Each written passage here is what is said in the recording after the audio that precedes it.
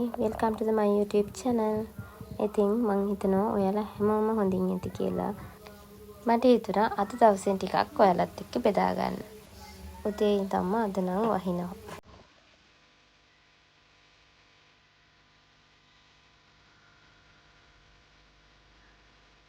අපේ චූටි දෝනිය අද උදේම නැගිට්ටා. දැන් වෙලාව 6:00යි. එයා කොහොමත් උදේම නැගිට්ටාම 9 විතර වෙනකොට ආයෙ පැයක් විතර නිදා ගන්නවා. ඉතින් ගෙදර වැඩ ටික දැන් ඉවර කරලා උදේම කැම ටික හදා ගන්න ඕනේ. අදත් මට වැඩ ගොඩක් තියෙනවා. ඉතින් මට හිතුණා බතල කරි එකක් හදන්න. ඒකත් එක්ක රාබුකොළ සම්බෝලයක්. මොකද රාබුකොළ මම ගෙදර වවනවා. මට පුළුවන් එළවලු ටික මං හදා ගන්නවා ගෙදර ගොඩක් දුරට. ඒක මට ලේසි. බබාට ගෙදර කැම දෙන්න කිව්වට තාම එයා කන්නේ නැහැ ගොඩක්. හිටපු ගමන් හිතුනම විතරයි කන්නේ. මං ඉතින් තාම එයාගේ කෑම එක මෙහෙම හදනවා. හැමදාම හදන්නේ නැහැ. කියන්නේ සතියකට දවසක් වගේ මේ විදිහටත් මං එයාට උදේට හදලා දෙනවා.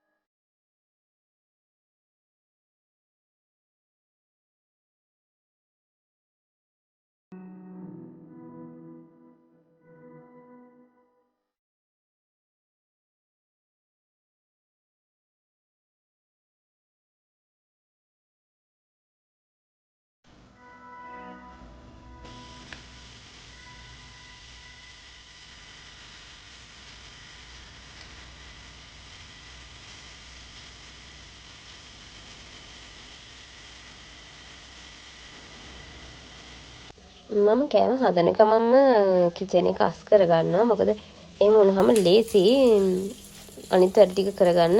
නැත්තම් ඒකට වෙනම වෙලාවක් යනවා. දැන් වැඩ ටික ඉවරයි. දැන් බබාට කවන්න ඕනේ. ඔය පේනවනේ යා. දෝනිට කවලා එයා නිදි කරවලා දැන් තියෙන්නේ මගේ වැඩ ටික කරගන්න. මොකද මට මේ දවස් ටිකේම එයා බිමට බැහැලා හිටියේ නැහැ. ඉතින් මට වැඩ ගොඩාක් එකතු වුණා. මම ඉතින් පුළුවන් වෙලාවට හැම වෙලාවම ඒ ටික කරගන්නවා. මොකද මට තව හැම දෙයකටම සති 4ක් වගේ තමයි තියෙන්නේ. එයාව බලාගෙන වැඩ ටික කරද්දි කාලය යනවා. ඒ නිසා සමහර වෙලාවට අඬනවා, සමහරලාට වැටෙනවා. ඉතින් එයා ගැන ගොඩක් කල්පනාවෙන් ඉන්න ඕනේ. මොකද එයා තාම චූටි. ඒ හින්දා එයා ගැන අවධානය වැඩිපුර තියෙන්න ඕනේ.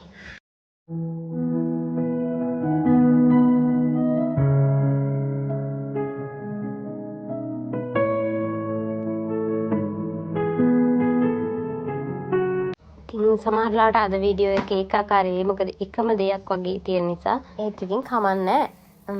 අපි පොඩි කතාවක් අහමු. සමහරක් කෙනෙකුට හිතෙන්න පුළුවන් ඇයි වීඩියෝ කරන්නේ? ඇයි මේ දේවල් කරන්නේ? එච්චර වැඩ තියෙනවා නම් ඇයි කරගන්න බැරි? එහෙම හිතෙන්න පුළුවන්. ඉතින් සමහර දේවල් දිහා බලලා එයාලට හිතෙන්න පුළුවන් ඇයි මෙච්චර මහන්සි වෙන්නේ? මෙච්චර දඟලන්නේ? එහෙම හිතෙන්න පුළුවන්. නෑ මේ මම ගොඩක් දුරට ඉගෙන ගත්ත දේ. ඉතින් මට ඕනේ මං ඉගෙන ගත්ත දෙයින් මොනවම හරි දෙයක් කරගන්න. මොකද හස්බන්ඩ්ට හැමදාම ජොබ් කරන්න බෑ. එයාට ජොබ් කරන්න පුළුවන්. ඒ වුණාට එයාත් මිනිස්සෙක්නේ අපි වගේ. ඉතින් ජීවිත කාලෙම එයාටත් ජොබ් එකක් කරන්න බෑ. එතකොට අපි දෙන්නටම එකතු වෙලා මොනවම හරි දෙයක් කරගන්න පුළුවන් නිසා තමයි මං හිතුවේ මේක ටිකක් ඩීප් ගිහිලා කරගන්න ඕනේ කියලා. එතකොට එයාත් ගෙදර මමත් ගෙදර බබත් එක්ක අපි දෙන්නම ඉන්නවා. මොකද අද කාලේ හැටියට දරුවෙකුට අම්මයි තාත්තයි දෙන්නම ඉන්න ඕනේ.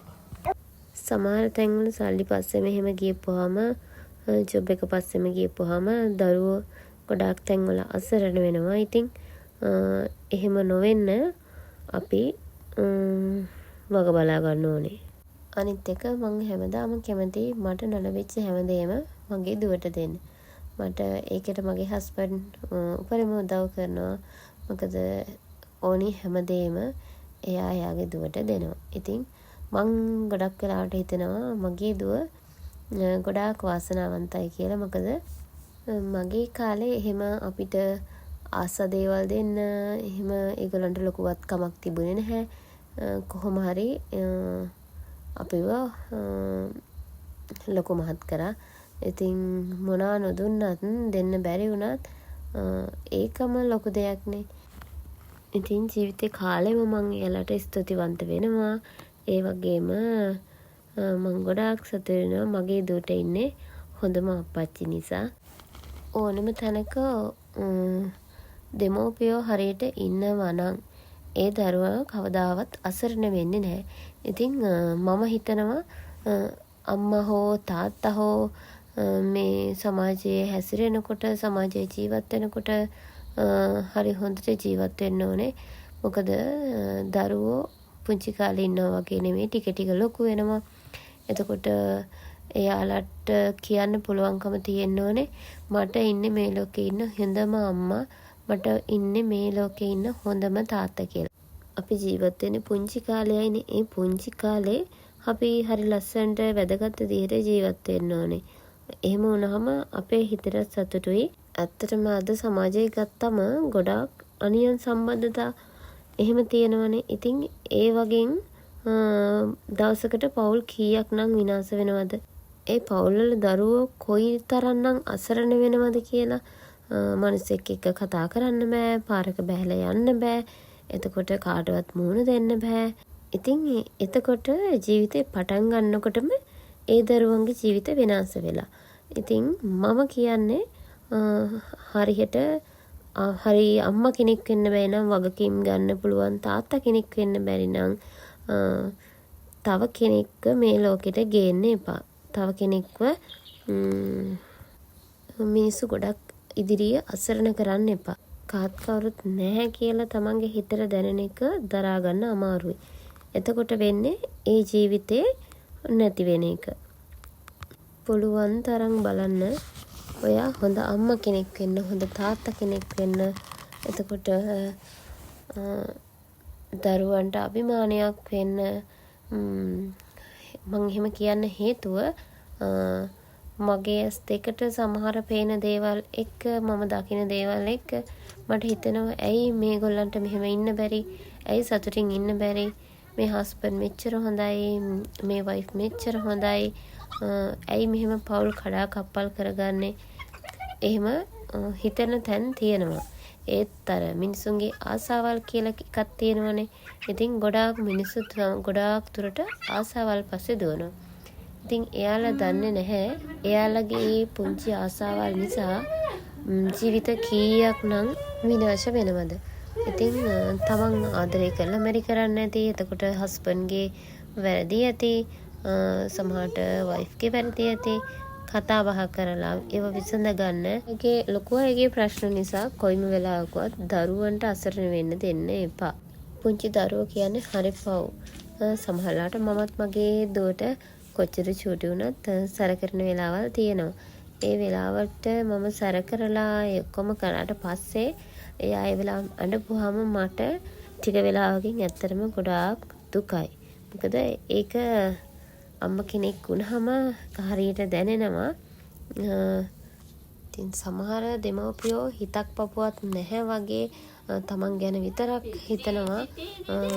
එහෙම පවුල් දැකලා තියෙනවා. ඉතින් එහෙම කරන්න එපා කොයිම වෙලාවකවත්. ඔයාලා ඔයාලගේ ලෝකවලට ගියපුවාම අර පුංචි අසරණ මල් ඒවා තැලෙනවා. මොකද මේ සමාජයත් එක්ක දරුවෙකුට තනියෙන් ඉන්නවා, තනියෙන් හැදෙනවා කියන්නේ හරි අමාරුයි. මොකද ඒ කාලේ වගේ නෙමෙයිනේ. අපේ කාලේ සමාජය දිහා බලලා හරි එහෙම ඉගෙන ගන්න අපිට හිතුණා. දැන් කාලෙත් එක්ක හැමදේම වෙනස් වෙලා. දැන් පුංචි දරුවෙක් වුණත් හරි දැඩි තීරණ ගන්නවා. ඇස් මානෙ තියාගෙන හදන්න ඕනේ. ඉතින් අපි දරුවොත් එක්ක යාළු වෙන තරමට, ඒගොල්ලොත් එක්ක හොඳට ඉන්න තරමට එයාලා අපිට ලං වෙනවා, අපිට දේවල් කියනවා. එතකොට අපේ පවුලේ තුල සතුට දැක්කාම එයාලා හරියට සතුටු වෙනවා. ඉතින් අපි හැමදාම රණ්ඩු කරනවා නම් ඒක ඒ දරුවන්ගේ මනසට ගොඩක් බලපානවා. ඉතින් අපි හොඳ දරුවෙක් බලාපොරොත්තු වෙනවා නම් සමාජයේ හොඳ තැනකට යන්න යයි කියලා බලාපොරොත්තු වෙනවා නම් අපි ගෙදර ඇතුලෙන් ඒ දේ ඒ දරුවන්ට දෙන්න ඕනේ. සතුට, සැනසීම, එතකොට මනුස්සකම, ඒ හැමදේම අපි ගේ ඇතුලෙන් පුරුදු කරන්න ඕනේ. එතකොට තමයි අපිට පුළුවන් එයාගෙන් හොඳ දෙයක් බලාපොරොත්තු වෙන්න. ඉතින් පුළුවන් තරම් උත්සාහ කරන්න දරුවන්ට හොඳ අම්මා කෙනෙක් වෙන්න, හොඳ තාත්තා කෙනෙක් වෙන්න, වැදගත් විදිහට ජීවත් වෙන්න. එතකොට කවදා හරි තමන්ගේ දරුවෝ කියයි හරි ආඩම්බරෙන් මේ මගේ අම්මා, මේ මගේ තාත්තා කියලා.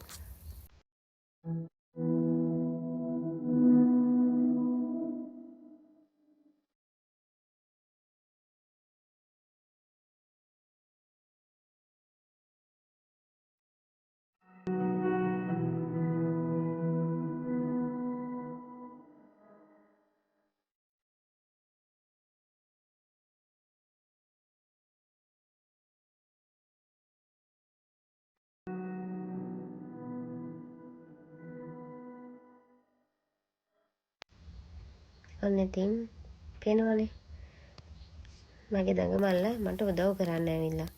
මෙහෙම ගත්තම එයා ඔක්කොම ඉරලා දානවා. මොකද එයාට තාම තේරෙන්නේ නැහැ. එයාට කවන්න ඕනේ. කවලා ඇත්ත ටිකක් සෙල්ලම් කරන්න ඕනේ. මොකද මම දැන් ගොඩක් වැඩ කළා. එයාත් තනියෙන් හිටියානේ. දැන් එයාට ඔහොම හිටියට හරි කම්මැලි. තාම හරි පුංචිනේ. ඉතින් මගේ වීඩියෝ එක හොඳයි නම් මගේ channel එක subscribe කරන්න. මොන හරි ජීවිතේට දෙයක් ගන්න තියනවා නම් ගන්න. ඉතින් හරි සතුටින් family life එක ගත කරන්න.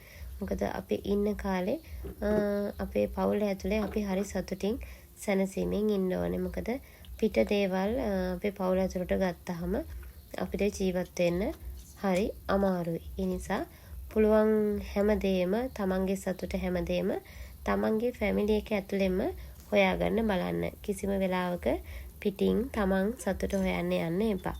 ඉතින් ඔයාලා හැමෝටම තෙරුවන් සරණයි. සතුටින් පරිස්සමින් ඉන්න.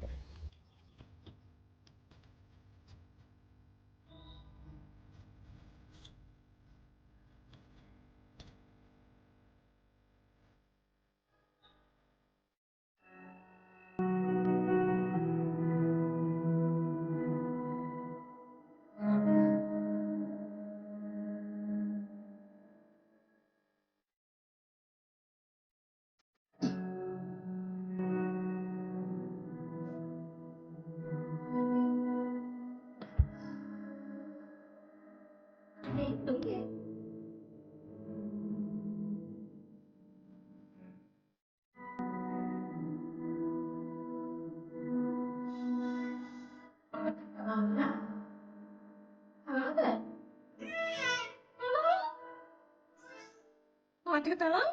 Gawa. Ama penting itu gawe. Nama gawe. Ama penting itu gawe mudah. Tidak gawe. Ayo gawe. Tidak gawe. Tidak bedi bedi.